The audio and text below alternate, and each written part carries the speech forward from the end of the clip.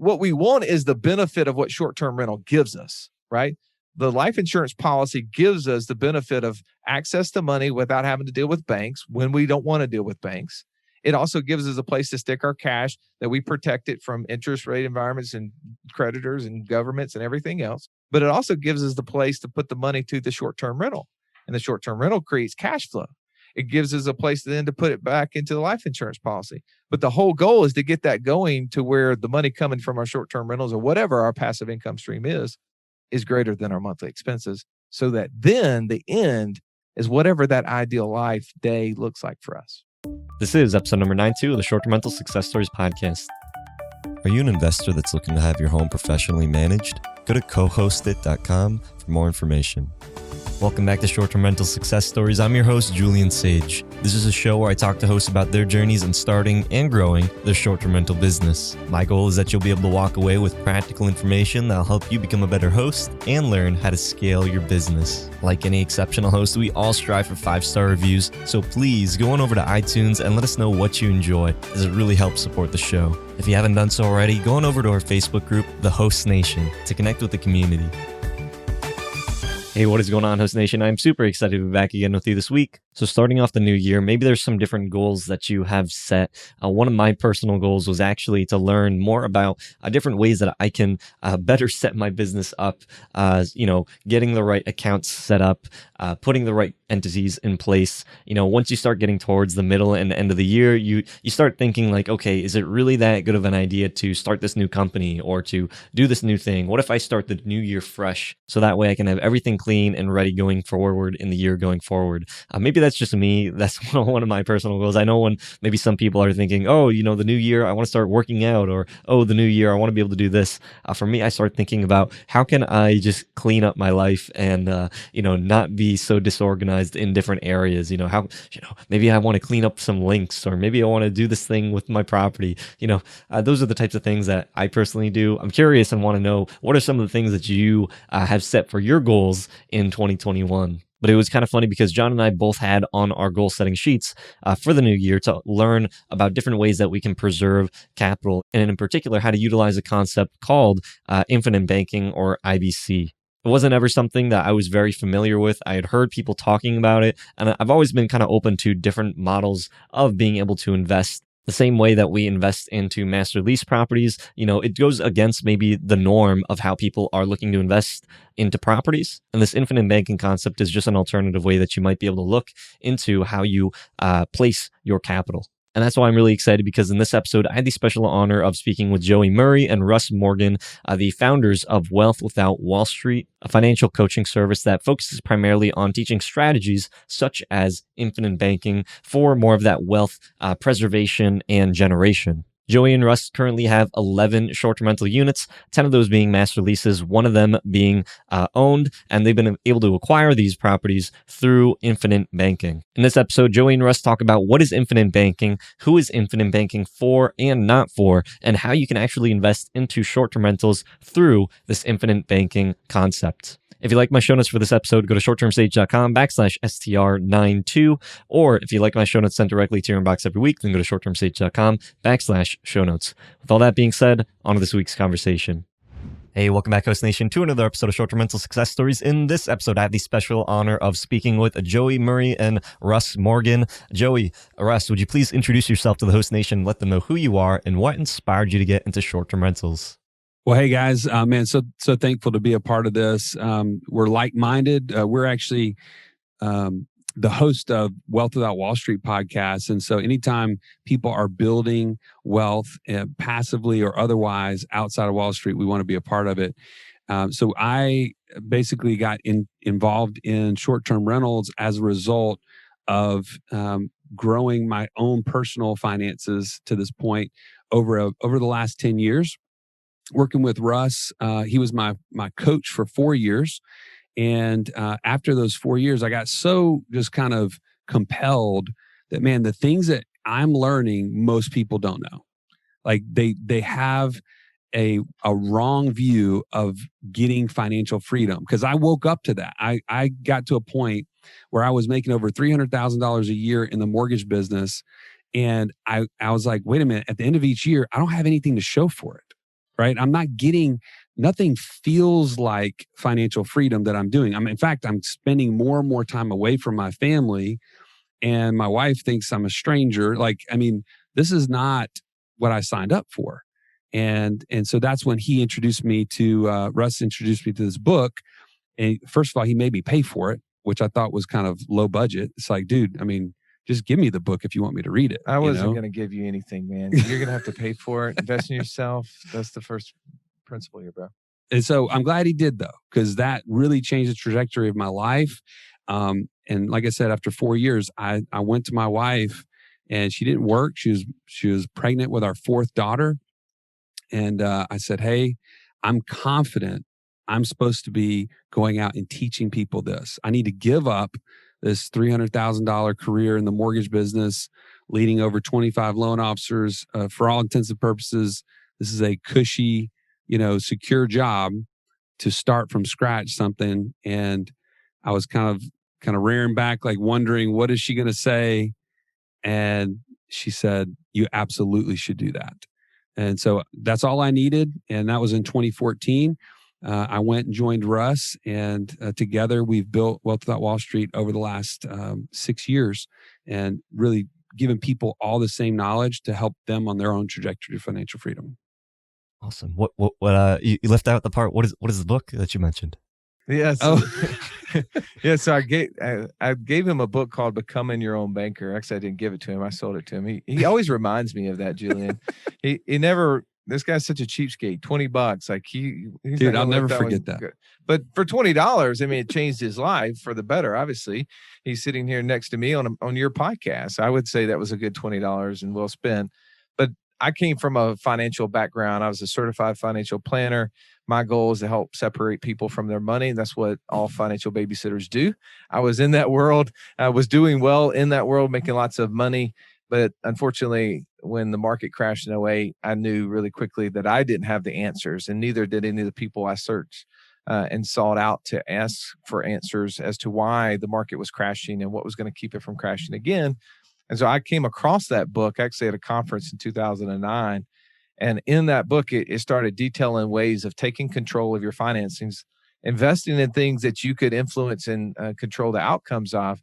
And it just set me on the path. And obviously, Joey and I have kind of taken it from there, but it is what's led us into many other discussions of, okay, well, once we have control of our money, we need to create cash flow that comes back to us. And through our podcast, we've interviewed a handful of people that really started talking about short-term rental and the cash flow model that exists within that. And it got us super excited. And I'm just one of those, when I hear something, I want to go after it. And so earlier this year we did, and have been growing our short-term portfolio ever since. So, definitely want to talk some more about, this concept that you called the infinite banking. With that though, you said, you wanted to take control of your finances to be able to acquire different types of assets. So is this what you're saying is this model, like you had to have made the money prior to being able to maybe get into this position where you could start utilizing this? Or like what type of person is best suited to be able to, manage their money the way that you're talking about? Yeah. So our process, and I'll kind of lay it out high level, and you can ask me as many questions that go deeper. So we have a 4-step process we take everybody through, and it was because what we went through personally, and through trial and error, and made money and lost money through the process, but ultimately on the back end have seen that transform our lives and many lives that we've been coaching over this process. So one is getting clarity on what we want and why we want it. And for some people, what they want is really big, and some is not. And as Joey said, he had a goal to be really successful at work, but unfortunately, one of the things he also wanted was spend more time with his family, and he realized his work wasn't getting him any closer. Taking control is our second step, and within that, it's really understanding cash flows. It's not something we're taught, like personal finance. There may be a course in high school somebody may take for a semester as an elective, but it's not really a process of how to manage money that we all are given and passed down from our family in a way that really puts us in better control. And that may be how to pay our taxes. That may be how to pay off debt. Where should we actually save our cash. And then when we do have debts, what is the best way to pay them off? The third step in that process, and then we always put this third because passive income is so exciting, right? Like we all hear these different ways to get money flowing to us. And it's usually the thing that we want to do first, because those other two steps I just mentioned are a little bit boring. Who wants to set up a budget? Who wants to sit down and plan what their ideal day looks like and see if they're getting closer to it? But to be honest, human behavior is the most important factor in economics. We can give you the black and white, but you cannot do it in a vacuum. It's people, and people act certain ways. And regardless if we believe it's true or not, we know that you give somebody 3 days to do a job, when will they finish the job? On the end of the third day, right? You give them the same job and give them 30 days to complete it. When will they finish it? It'll be at the end of 30 days. That's human behavior. So what we always do is put those two steps first. And then we start talking about like setting a course. What is the place in the direction we're going to go in to create passive income? And we help people understand who they are through an investor DNA course that we do, as well as then giving them different avenues and talking about what we do. So we have a passive income report we put out on our own podcast every single month that describes 4, 5, or 6 things that we're doing and the pluses and minuses to each one of those. And then this fourth step, which I think hopefully we all get to one day, and that's to cherish that life that we've created. And for so many people, when we talk to people on our podcast and they've gotten and risen to success very fast, and they don't really know what's next. They don't understand. And that entrepreneurial spirit sometimes drive us to actually create things that we ultimately end up regretting that we did. We created businesses that took us away from stuff that we wanted. And we talk about how we can leave a legacy that's more than money, that's value-based, that is knowledge to our kids. So how does people get through that process? Where they come into it, it's different, Julian. We meet people all over the country that are coming to us that are 25 years old that, have the cash flow from the daily job. That's what they have. We meet people who have, 45 and 50 years old, have been working for a while, great jobs, great incomes, but not a whole lot to show for it. But when given some of those steps early on of how to direct their cash flow, they realize there's thousands upon thousands of dollars monthly that is filtering through their hands in the form of taxes and interest on debt that they can redirect. And then also we do have, parents and grandparents that have accumulated wealth, and they realize accumulation is not an approach to true financial freedom, and they want more for themselves, and they really want more for their kids. And so they start implementing this. And clearly, everybody comes at different phases. We've done a podcast of who can get there faster. Is the person with no bills who's starting out? Is the person in the middle who's got all the kids and everything else and probably the highest expenses? Or is it the person later in life who has money saved up, but obviously a shorter period of time to accomplish it? And the jury's still out who can get there faster, but we think that there's a path for all three groups. I've heard about this infinite banking concept before. I've heard it from some people who say like really, really nice things about it. Other people, they say, hey, someone is profiting from this, and it's probably not me. Why do you believe that people should really look more into infinite banking, and how does that apply towards this business that you essentially started with short-term rentals? Well, like you always, I just think back to how it affects me, right? Why did I engage in this? So I have a financial background. So I was a investment manager, certified financial planner. And I would have said all of those things that most of the skeptics out there said, because again, it's dealing with a financial product called whole life insurance. And everything I learned in my investment career was that is a place that grandmoms may put their money, but no one else. Now, that was not actually true, but that was just the information I had learned. And so that was passed down. But I was at this conference I mentioned in January 2009, and I learned about this, but I have to back up a couple of years because as an investment manager, my father-in-law, he'd inherited a 7-figure amount of money from his dad when he passed. And my father-in-law was a great worker, but never had accumulated a whole lot. And so he comes to me with this big pot of money. He says, Russ, we need to make sure we don't lose this. And he said, my dad told me, never sell this stock. One of the stocks in this 7-figure inheritance was Bank of America. And it was a great dividend paying stock. It's something his dad had accumulated, having been the president of a local bank in Kansas. That bank got bought by Bank of America. it was doing very well. It'd been very steady for a long period of time. And his dad passed and handed it to him. He said, so whatever we do, we can't sell it and don't lose it.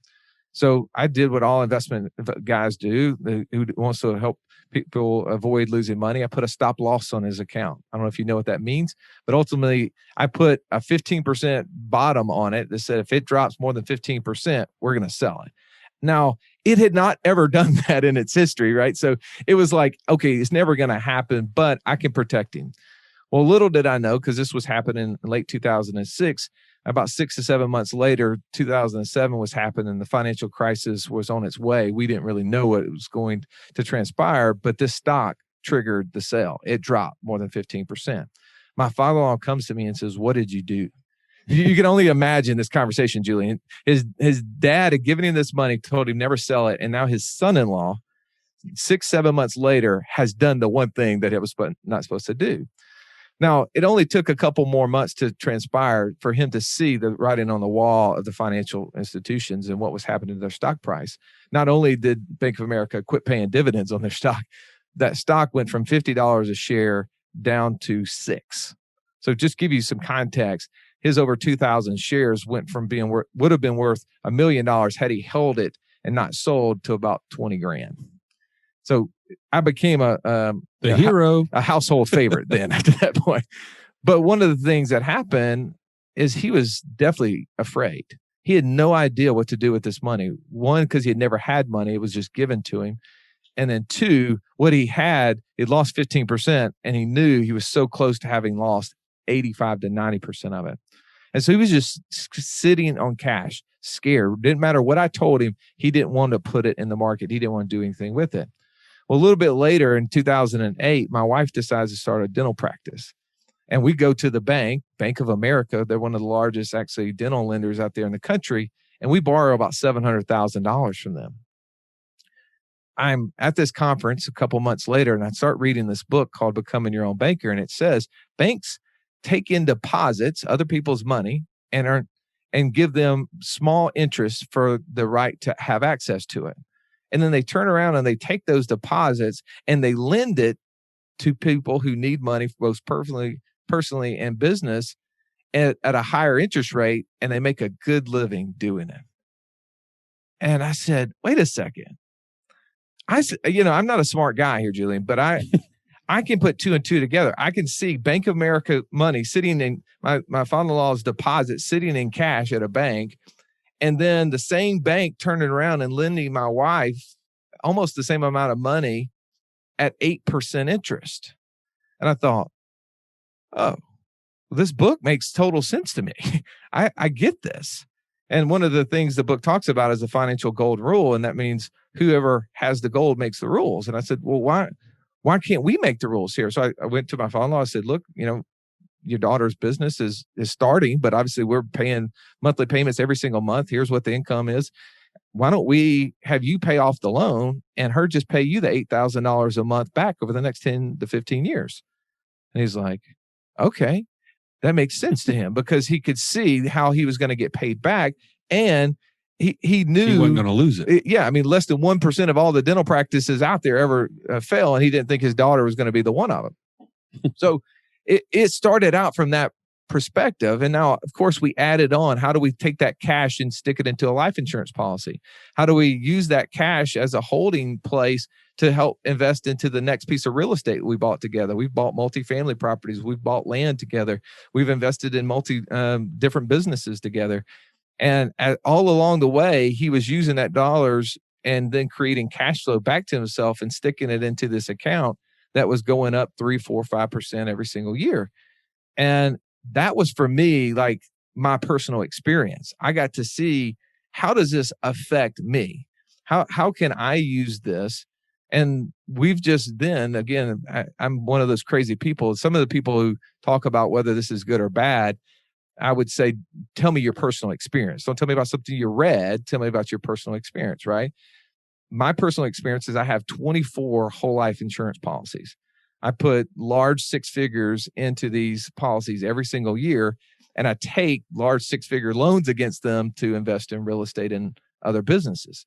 And I've seen that play out over the last 10 years of doing it. And so I can speak firsthand as to its impact on our family, just through my father-in-law's example, but also me personally. Julian, do you mind if I share who it's not for? Yeah, go for that. I feel like that sometimes can kind of weed out, because a lot of people wonder, this sounds kind of hokey, whatever. At the end of the day, people that are listening to your show are probably going to be a good fit because of this. The people that do not need to do infinite banking are the people that are worried about what everybody else thinks, right? If you're around the water cooler and you have to fit in with everybody there, even though they're broke, you shouldn't do infinite banking, because they're gonna say, you're putting money into life insurance? That's the worst thing. Like, only enormous banks and corporations put money into, like, for instance, I was at Wells Fargo and Russ was sharing me this idea of becoming your own banker. And we looked up FDIC.gov.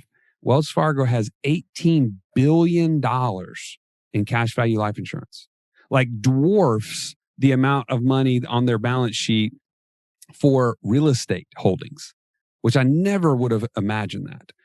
And so I'm like, well, wait a minute. If they bank like Wells Fargo puts this kind of money away into their tier one assets, this is like their safest asset types, then why is it such a bad place to put money? Right? Something must not be true that I'm hearing.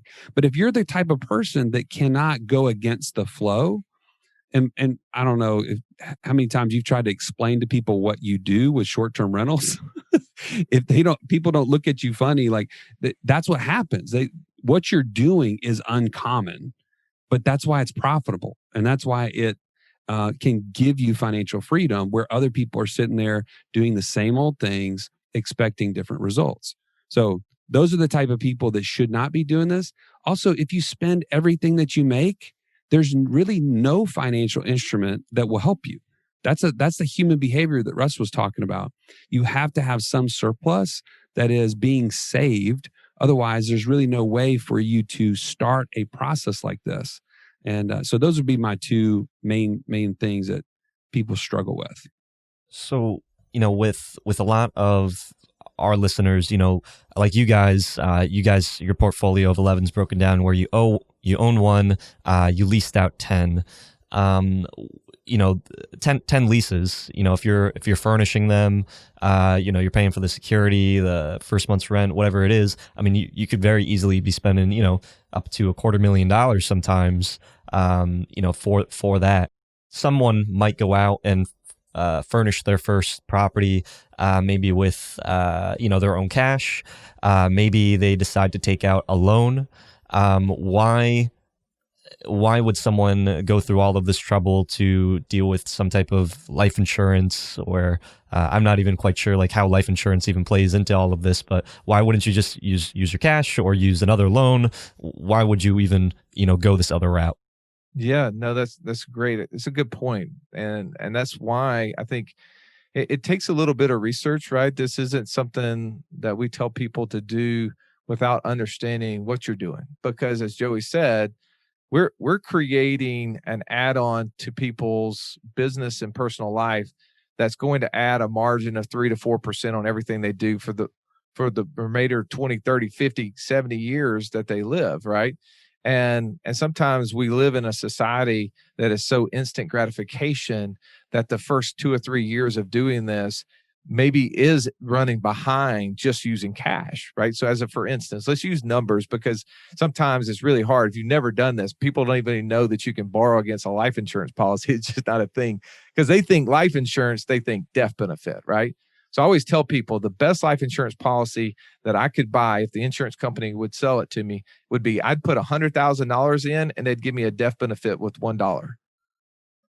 And if you think about it from that perspective, you'd have to go, okay, well, Russ isn't buying death benefit because clearly that'd be a bad deal for him. He must be buying something else. Now, insurance companies won't do that, by the way. I wish they would. But the point is that what does the cash do for me? The cash constantly is at work. So most of the people who listen to your show probably know a little bit about real estate. They understand leverage. They understand other people's money and the power of that growth of our money never being interrupted, right? So if we buy a property, regardless of how we buy it, we get it at work, that equity over time, once somebody's paying down the principal, and obviously, hopefully through appreciation and running the property correctly, we're building up equity. Well, we can borrow against that. People have done that. They've gone into the banks and refinanced against that cash, that equity that exists in that property. Well, here's the thing is that I do the same thing in my insurance policies. I build equity. Instead of in a house, I build it into a life insurance policy. Now, to compare a little bit, when I go to the bank, I have to like literally give a pint of blood, tell them, the Social Security number of my 4 kids, and my profit and loss statement, my last 2 years tax return, and then cross my fingers, hope to die that I will pay them, and after 3 to 6 months, they may give me the loan. Well, with my insurance policy, I call them up, I tell them where I want the money and which account I want them to deposit into, and they do that in the next 2 to 3 days. That's the process. And I don't have to worry about making a monthly payment back to them because there is no monthly payment. It's a prepayment of the death benefit that I have. So when I talk to people, why do you do this? One, I do it for convenience because access to money is important. Also, if we are doing short-term rental, we're doing it right. Early on, we're going to be scaling. Like Joey and I, we went from 0 to 1, from 1 to 4, from 4 to 11, and we just inked a deal to get 7 more. So we're going to be at 18. We're going to go to 30. So through that process, we're constantly using the cash values that we've been accumulating, right? But also, we have to have a place for all that cash that's coming in. We have to have a place for it to go. And here's the mistake that a lot of people make. They take that cash and they stick it into a bank account. Now that money sits there and sleeps. I'm talking about takes a nap in the checking account while it's there.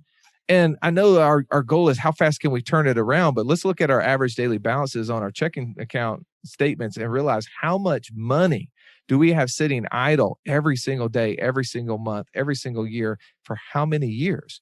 So what Joey and I are doing is showing people, okay, we're going to give you an account that you're going to flow this money through. Now, in the first couple, 2, 3, 4 years, you're going to run a little bit behind because you got to start up this business just like the short-term rental, right? We start the business, it takes us 12 to 18 months before we get all our cash back. But after that, it's gravy, right? The same thing's true with an insurance policy. We're starting it up. We don't have to buy furniture, but we in essence buy the furniture that exists at the home office. You're paying the guy that helped you set it up. You're setting up. You're paying for the death benefit that you hopefully are not going to receive in those next 18 months, but it still exists. All that stuff has to be paid for. So there's a lot of front end costs. But after that, 3-4 year window, we put $1 in, we get access to $1. I'm at a place where I've been doing this for 10 years. My oldest policy, I put in $1 last year, Julian, and my account grew by $2. So we start thinking about that in our head is like, oh, wait a second. If I put $1,000 for my short-term rental in my checking account, if I would have put it into the life insurance policy, like Russ just said, in year 10, it was $2,000, not $1,000.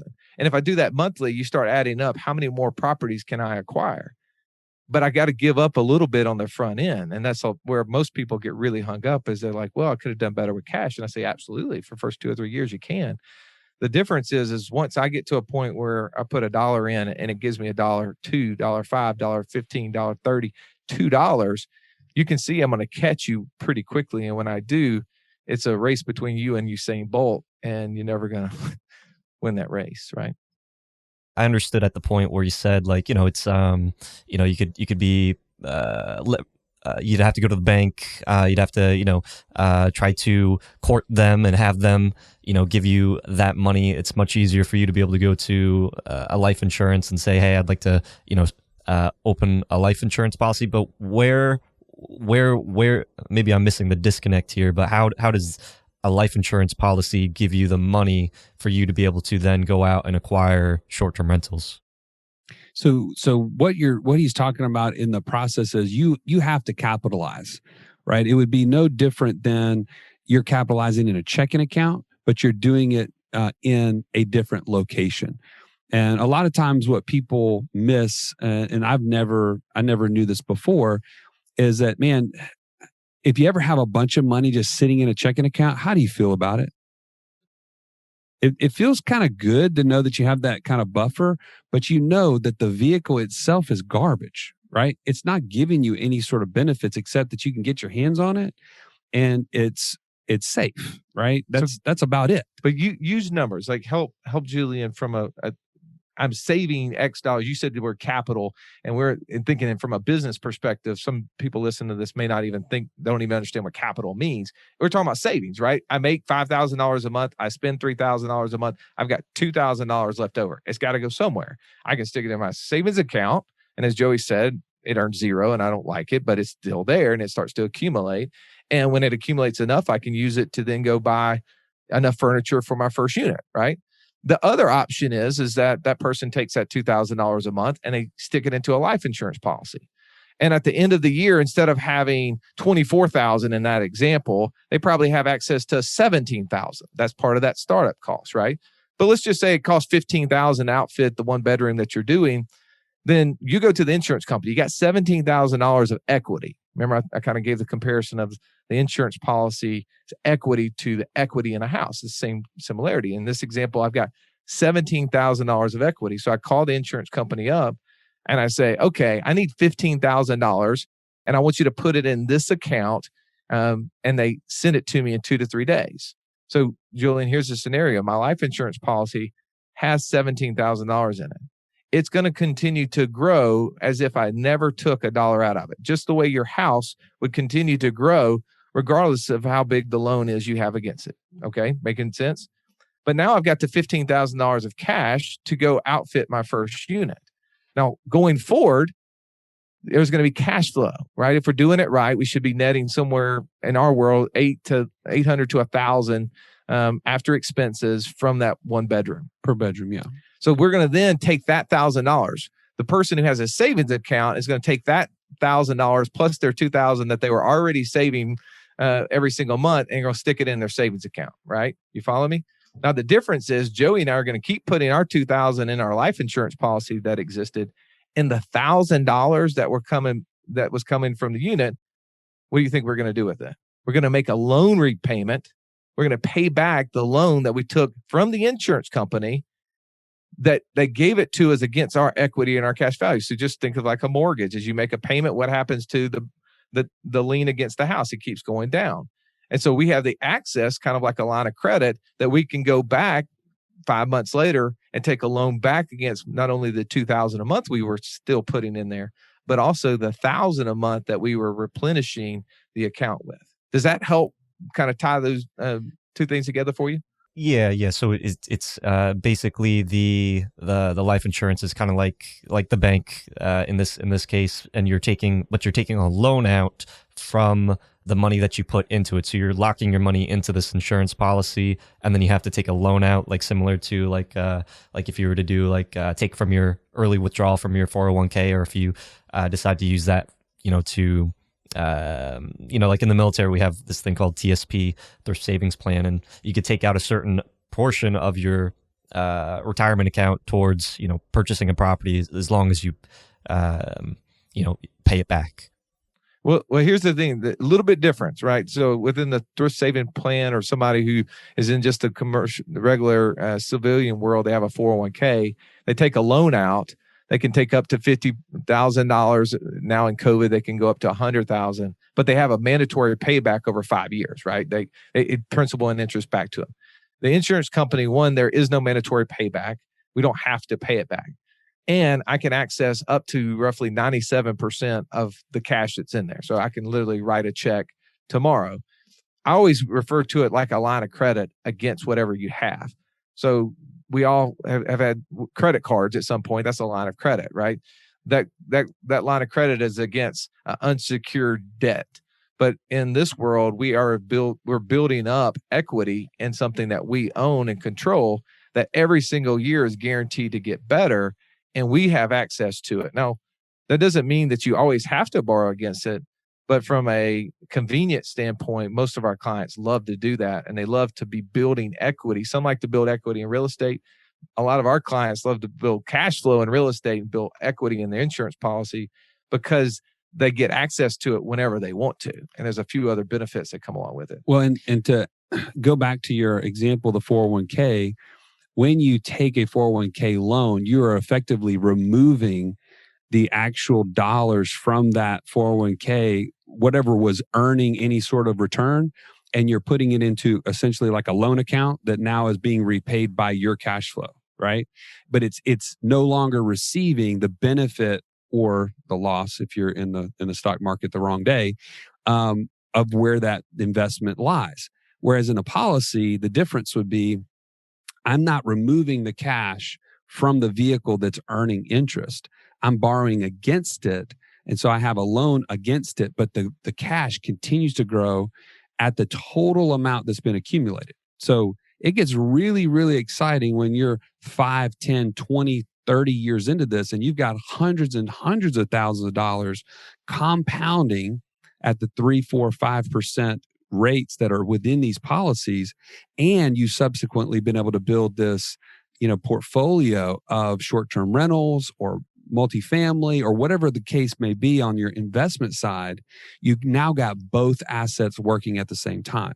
That is the difference if you want to use the 401k analogy. And I actually learned that early on. I was taking loans against my 401k to start funding these policies to begin with in some cases. And so I got to see both sides of that. So what's the difference? Like, I know there's a lot of people in retirement that they might like utilize like a self-directed IRA. How does that differ from, putting it into a whole life insurance policy? Yeah. So we are, as you can tell, the name of our company is Wealth Without Wallstreet. and a lot of that thought process comes from the mindset, right? So IRAs are nothing more than a figment of imagination that came from Wall Street. This is a great way to get people's money. Now, self-directed IRAs are just a twist off of that, right? We can direct that money to go to anything we want to. But the unfortunate part of that is that we do two things within IRAs, TSPs, or 401ks. We defer tax and we defer the tax calculation. Now, this is a really simple thing. If, Julian, you gave me a $10,000 loan, you'd want to know two things, or I'd want to know two things from that loan. What's the interest rate and when do I have to pay you back, right? Well, let's just pretend you said, Russ, I don't need the money. But at some point in the future, I know I'm going to need the money. And when I get to that point, I'll figure out how much I need, and then I can back into how much I need to charge you on that $10,000 loan to be able to satisfy my needs. Do you think I would cash the check that you gave me? Probably not, no. It'd be no different is if I asked you if you had a mortgage or a car loan, and when you're filling out the paperwork and you come to the part where it says APR and they put in TBD. How many people would ever sign the paperwork if to be determined was the future interest rate? I don't think any, right? Nobody who intended to pay it back. Maybe the guy who never intended to pay it back does because they don't care. But everybody else is like, of course not. But that is exactly what people have done within IRAs and 401ks. Now, I don't blame them because they're just following the conventional wisdom. That's what everybody told them to do. But they're deferring their dollars to be paid into a tax rate in the future that we've already been told. The new president coming in, regardless of your politics, the new president coming in has already told us tax rates are going up. We all knew that tax rates were going to go up in 2026 because the previous administration's laws were only sunsetting until then. So we all know that the government has to have more money. They're spending more than they bring in. So they have to keep bringing more money in. Now, they don't go out and create short-term rentals, right? That's not how they bring in money. They bring money in taxes. So life insurance policies, actually, if you go to the tax code 7702, you actually can find the code as it relates to insurance policies. And based upon the way that you can design them, we can actually put money in life insurance that never will be taxed again. So how do they compare?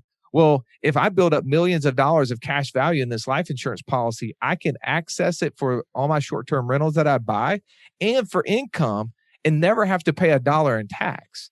As opposed to if I build up millions of dollars in IRAs, self-directed or not, when I take money out of it, I'm subject to whatever the tax rate is at that day. And we talk to accountants all the time, and they tell us the absolute worst asset on the planet to pass down to your kids are IRAs and 401ks. And so if people are building up wealth and they're building portfolios of real estate and other assets, and they're using IRAs to do it, We tell them, please stop, please stop for two reasons. One, you're going to create a tax bomb that you're not going to want to endure or pass to the next generation. The second thing is financial freedom is when our passive income is greater than our monthly expenses, right? Well, Julian, how old a guy are you? 25. You're 25. When do you want financial freedom? Probably tomorrow. Tomorrow. Not 20, 29, 30 years from now. Yeah, when you're 59 and a half. You don't want it when you're 59 and a half because the IRA tells you through a savings plan says you can't access that money until you're 59 and a half without a penalty, right? That's not financial freedom for me. You can't make me wait another 34 years to enjoy that benefit. And so we tell the people that are listening to us that we're going to help you create financial freedom. Life insurance, and I want to make sure I put this in its right place, is not the end. It's just a tool with them. It's like short-term rental. Short-term rental isn't the end, right? What we want is the benefit of what short-term rental gives us, right? The life insurance policy gives us the benefit of access to money without having to deal with banks when we don't want to deal with banks. It also gives us a place to stick our cash that we protect it from interest rate environments and creditors and governments and everything else. But it also gives us the place to put the money to the short-term rental. And the short-term rental creates cash flow. It gives us a place then to put it back into the life insurance policy. But the whole goal is to get that going to where the money coming from our short-term rentals or whatever our passive income stream is greater than our monthly expenses. So that then the end is whatever that ideal life day looks like for us. And Julian, I know that we're like wearing you out on this infinite banking topic. We've actually created a course within our community, and I'd love to, if you're open to it, I'd love to share it with your audience and give them a free access to that. Yeah. I think that'd be great. And one of the things that you said that I think is pretty key is like it's a tool. One of the tools that you guys are utilizing in your short-term rental business is master leasing or rental arbitrage. So we'll include that link down below for that program. But why? You guys are obviously very on top of you're very savvy with the tools that are available and how you're utilizing them. Why master leases or rental arbitrage? Why not just acquire a bunch of properties or own the asset? Why just lease? Well, that's definitely the next step for us. We're actually we're inking this deal on these 7 units with a guy downtown that has about 1,900 units in his own ownership. And our goal is to kind of build that relationship with him, to build up the cash flows, and to also wait for there to be a little bit of softening in the market to where we can purchase, let's say, 10, 20, 30 units that we could swap to short-term rentals when the market does get a little bit softer in terms of prices. Yeah, I think again, we always follow the approach that you make money when you buy things, not when you sell them. And right now, as a whole, buying most properties, the cap rates on most multifamily type things, assets that exist out there, it's super highly competitive, right? Interest rates are so low. People have access to cash, a lot of cash that maybe they wouldn't have had because they haven't been able to go on as many vacations, right? And they've driven up the market prices on different properties. And so we know that we're due. The market is due. If you look at the fundamental of what's happening, you realize that the market isn't going up because of fundamentally strength. It's going up because of actually the influx of dollars from the government. And at some point, that bubble will burst. And when it does, most of the people will be left, as Warren Buffett said, you find out who's wearing a bathing suit when the tide goes out. And you're going to find a lot of people that are going to be struggling at that point. And that's when we want to go in. We want to go buy the assets, not when they're at 110% of their value, but when they're at 50 to 60% of their value, and then allow to ride that up to another point, which again, is we live in a business cycle, a Keynesian economics business cycle that is going to have these boom and busts. It just exists. And we would rather ride it up and then exit the market closer to the top, go back to arbitrage, wait till the bust, and then do it again. Hey, this is Julian, and I wanted to be able to give you our newest book, Airbnb Secrets Revealed: How to Build a Fortune on Airbnb Without Owning Property. In this book, we talk about the concepts of rental arbitrage investing as well as co-hosting and how you can build a business leveraging other people's properties. This book is perfect for the new short-term rental investor, and it's something that I wish that I had when I first started, as it would have saved me a lot of trouble and helped me to understand how to be able to leverage the power of short-term rental investing in your own real estate portfolio. If you'd like to get our newest book completely for free, go to shorttermsage.com/free book. Now, back to the show. You know, a lot of people complain about master leases, saying like, hey, you're putting money into a depreciating asset, just something like furniture. Like you can't take the equity out of your your $4,000 couch. But if you own a bunch of property, it's much easier. Why? What is your thoughts on that? Well, see, this is actually a really cool thing. You have to come back and watch our podcast or join our community soon. I'm actually getting ready to do a case study on that very comparison, because I've told Joey, I said, I think it's really interesting in the typical ownership model. You're building equity in the asset itself, and then you're depreciating it and getting a couple of tax benefits, as opposed in the arbitrage model, you might say the asset is the furniture, but I mean, let's be real. We're not going to sell it for fractions of what we paid for it.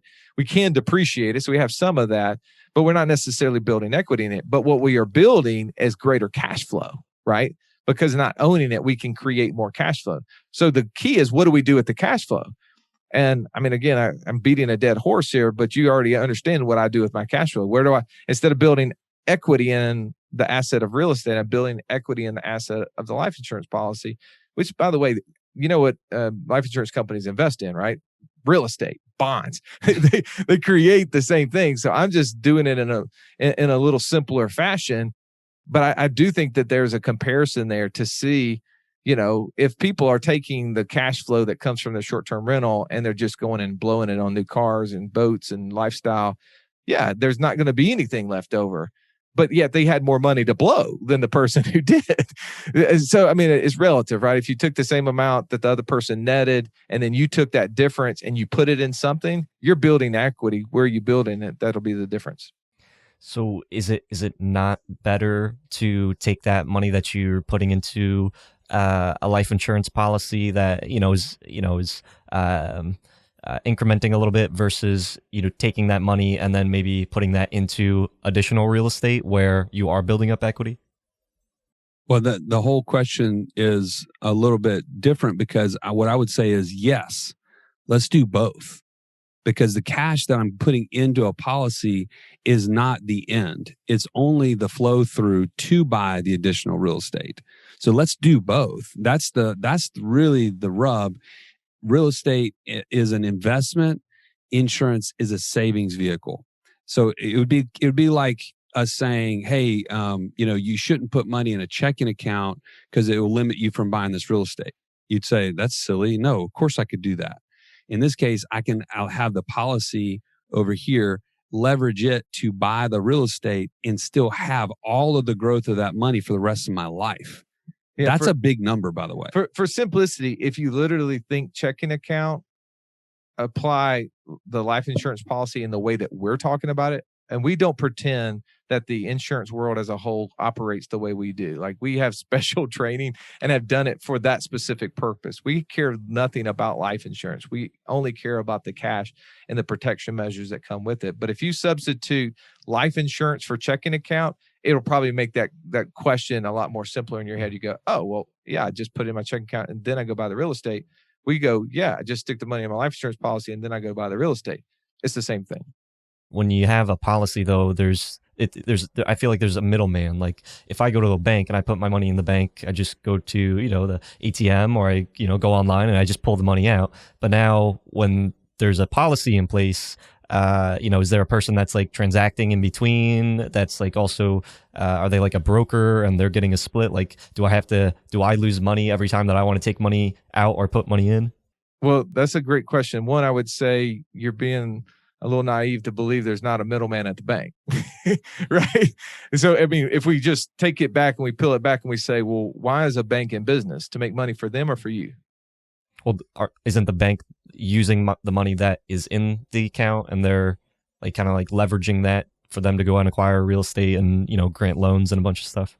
100%. Exactly. Banks are in business, like all businesses, to create a profit for themselves. And they're extremely profitable. Insurance companies are no different. And again, it kind of goes little technical details. So we always tell people, you want to be doing business with insurance companies that are owned by the policyholders. So when the profits are made, it comes back to you, right? So as opposed to when you do business at a bank, the profit goes to the stockholders who are not you as the depositor. So yes, there's a middleman in both of them. But to be really clean on your question, when we go to the insurance company, we have the ability to take a withdrawal, just like you took a withdrawal out of the ATM. There is no charges. We get access to the dollar that comes to us. Now, if we do that, though, we quit compounding interest on that money. And the simple question we always ask is, when would you ever want to stop compounding interest on your money? And the answer is never. But everything we've done in life probably has been contrary to that one thought process, because every time we had money in a checking or savings account, regardless of how much interest it was earning, when we took a withdrawal, what did we do to the compounding of that money? We eliminated it, right? Now, we may have put it in another asset that started doing something, but we eliminated the growth of that first asset. So in our insurance policy, we say, yeah, we could take a withdrawal, but then we would be stopping the compounding on our money. We don't ever want to do that. So that's why we always take a loan. We take a loan against that cash value, and now we have the growth of the money and we have access to it. So there is an interest expense to it. There's not a fee. Like we don't pay like a processing fee or origination fee or anything. None of that kind of stuff. But there is a simple interest component to the amount of money that we have outstanding. And that's one of the ways the insurance companies do make money. Is it very different than, let's say, private lending? Or maybe the better question would be, for, you know, when you're putting money into a bank, you know, it is, you know, backed. There is, you know, some security that people feel when they do put their money into a bank. If I'm putting money into an insurance policy, you know, what if there is you know, something goes bust? You know, there's maybe less sense of security giving it to an insurance policy as opposed to maybe a bank. Well, I'll let you answer the technical part, but what I will go back to, Joey a second ago said he worked for Wells Fargo Bank, right? Do you remember how much money he said Wells Fargo has in cash value life insurance? Majority of their money, was it? No, it's not the majority, but it was $18 billion. It was a lot of money, right? Do you think that Wells Fargo thinks that the insurance companies are going to go under? No, they're probably banking that it's going to make them some money.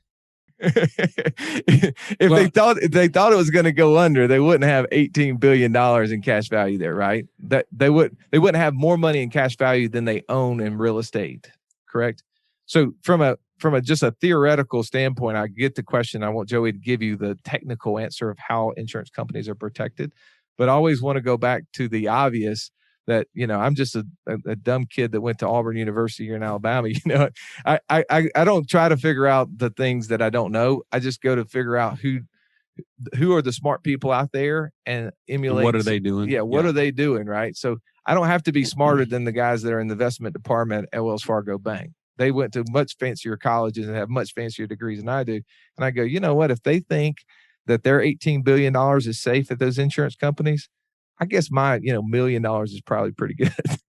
And I would just add to that. I think it's something that if we go back not too in the too far distant past, think about 2008, 2009. Those are really rocky times in the financial world. And there was almost every week a new bank was going out of business. It was going under. It was being dissolved.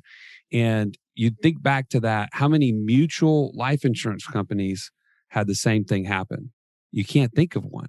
Now, there's a stock company, AIG, everybody always talks about them, but that's part of the reason why we do business with mutual companies, because they are inherently not going to over leverage themselves the way that stock companies might do. And so I think about that. The companies we're doing business with are over 100 years old. So we lived through 2008. We can speak to that. But what about like the Great Depression? What about like the 70s debacles and the 80s? Look, those are the Civil War in some cases. Like these are like end all be all worst case scenarios. And these insurance companies have not only just survived through those times, but they've thrived to the point where they've actually paid a dividend. And a dividend is just a surplus back to the owners of those companies.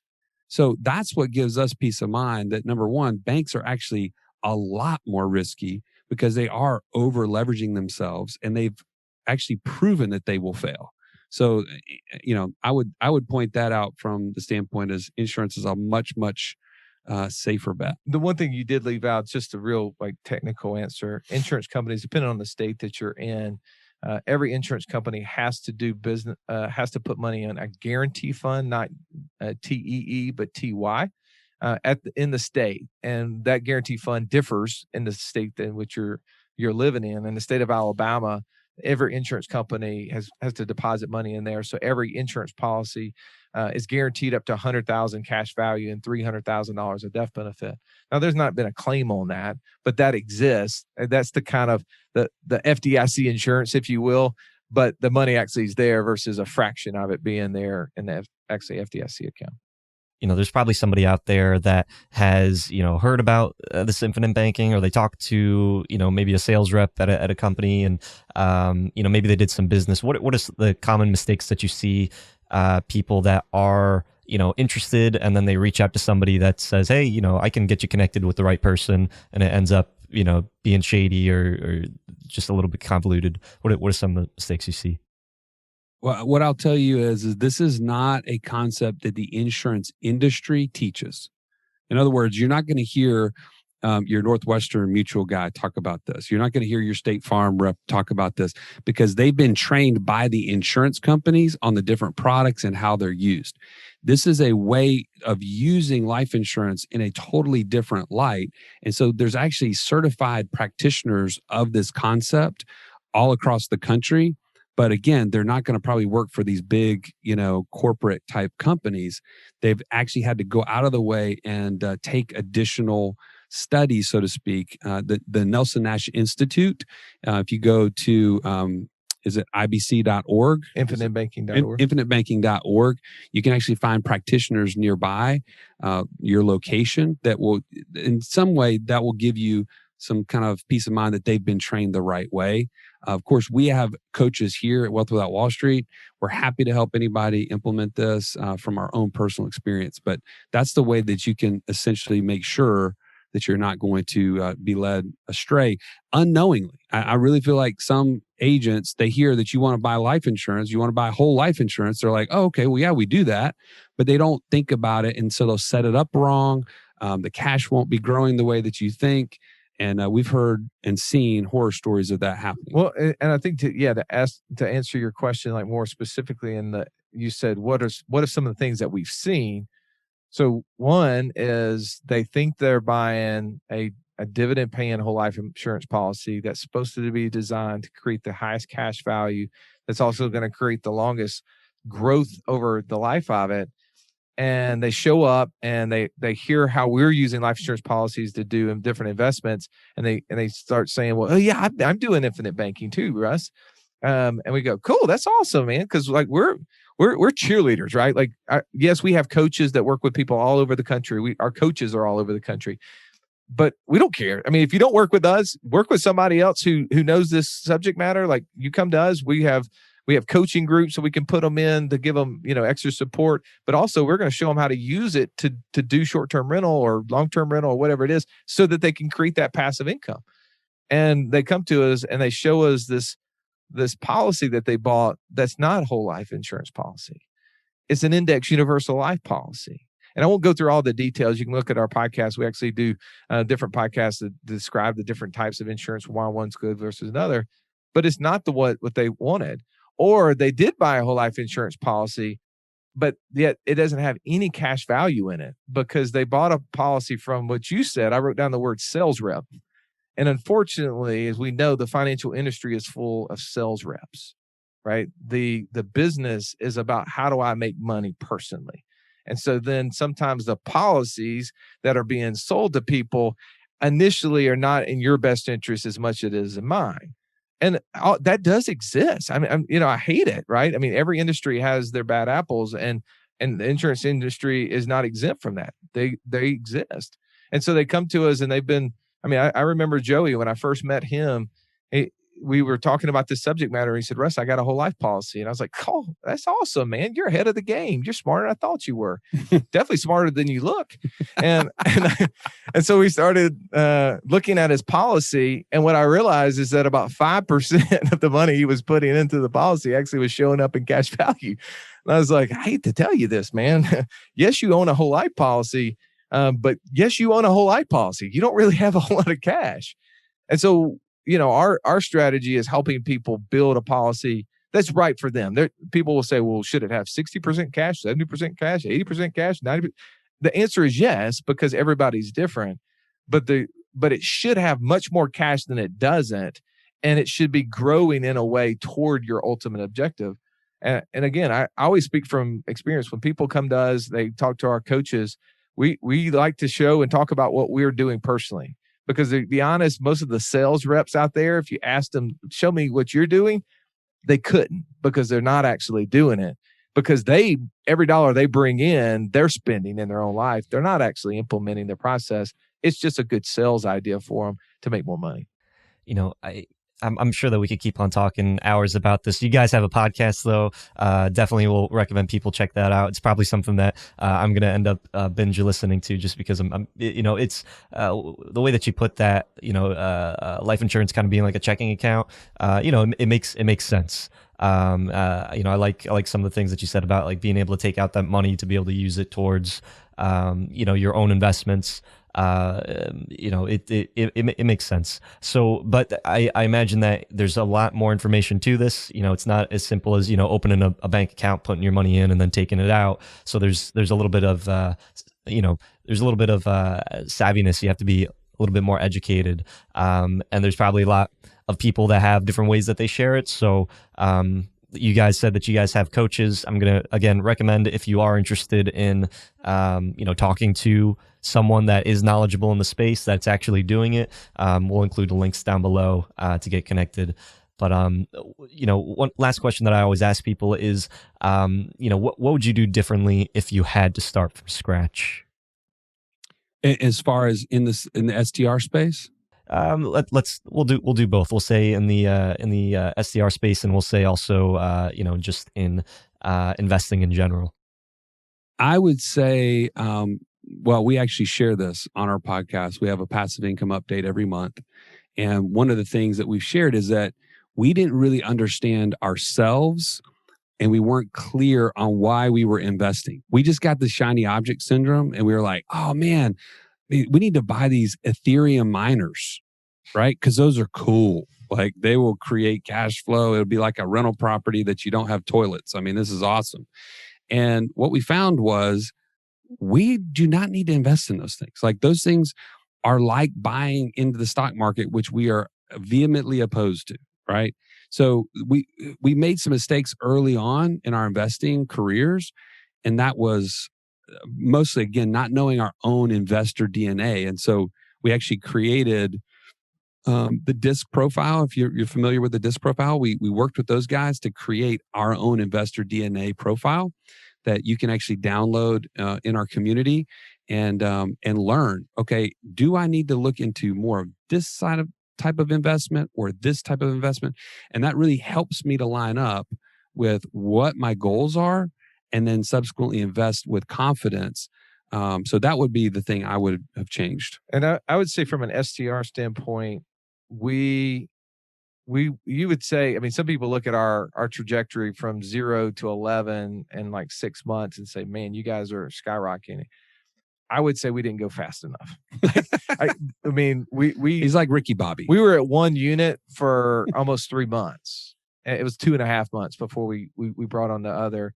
And I think because we were still nervous. Is it really going to do what we've been told it was going to do? So if I could go back, I would have forced us to add 5, 6, 7 units. Now, of course, I wasn't the one outfitting them and having to deal with all the startup and stuff like that. So our operator would probably be like, you're crazy. I couldn't have gone any faster. But, like for me, I know from a mental standpoint, I would have liked to have gone faster. but I was willing to sit back because I was still not confident that it was going to actually work out. And when did you realize that it would? After somebody showed you the numbers, or after it started, producing some income? Like literally, like the first month proved everything that we had been told up to that point. I mean, actually, to be honest with you, we had the unit and we didn't actually have. We were waiting for the designers to come, and the marketer in me was like, wait a second, we've got to get this thing on Airbnb, right? We got to put this thing on the platforms. But my guy was like, well, we don't even have pictures yet, Russ. I mean, we can't do that. And I was like, well, so you're saying we're going to wait till the designers come, pay them all this money, put the stuff in there, and then we're going to put it out on Airbnb and wait a couple of days until somebody books it. I was like, no, we're not doing that. Like, I don't care what picture you get a picture of the clubhouse. I don't care. Like, write a description. This is brand new stuff, and go put it out there. And the first day you think it can be rented, open it up for that day. And we started booking 2 weeks before we ever had pictures, before it was ever finished. And I know everybody else was like that. Yeah, you guys are stupid. You didn't know that. But that was not something we were going to do. And when it started happening, actually, that was the first sign of like, yeah, this is totally going to work. And even with even with the market, there's a lot of fear and uncertainty. You guys are still confident and still able to produce an income even during these times. We are. I mean, again, I think it goes back to obviously knowing who you serve, and also be willing to pivot. I mean, we are students of the game, and we were studying with the group that went through the COVID experience. So we came a little bit after the quarantine, and so we didn't have to go through that first shutdown. But what we learned from the other people who were going through that is that maybe who you serve is going to change in these pandemics, right? I mean, people are still needing a place to stay.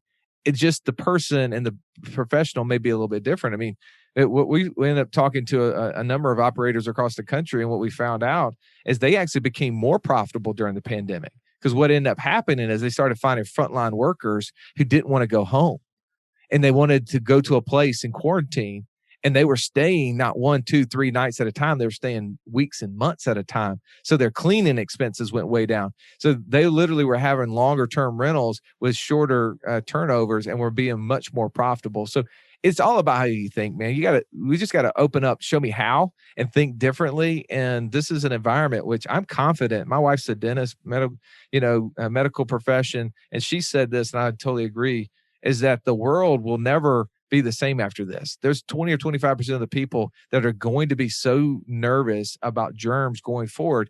They're not going to want to stay in the typical hotel. They're going to want to stay in an outdoor open environment, want to be in not stacked high and tight like most hotels. And they're going to be looking for what we offer. So I think we have actually a booming business, a booming opportunity.